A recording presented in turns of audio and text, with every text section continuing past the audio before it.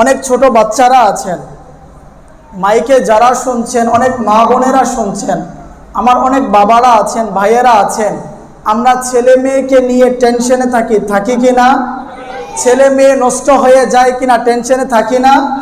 ছোট বাচ্চাদেরকে নিয়ে টেনশনে করি। আজকাল দেখা যায় ছোট ছোট বাচ্চারা বাজে সঙ্গের সাথে ওঠা বসার কারণে দেখা যাচ্ছে যারা গালিগালাজ করে এদের সাথে ওঠা বসার কারণে ছোট ছোট বাচ্চারা গালিগালাজ করতে শুরু করে দেয়, করে কিনা একটু বলেন।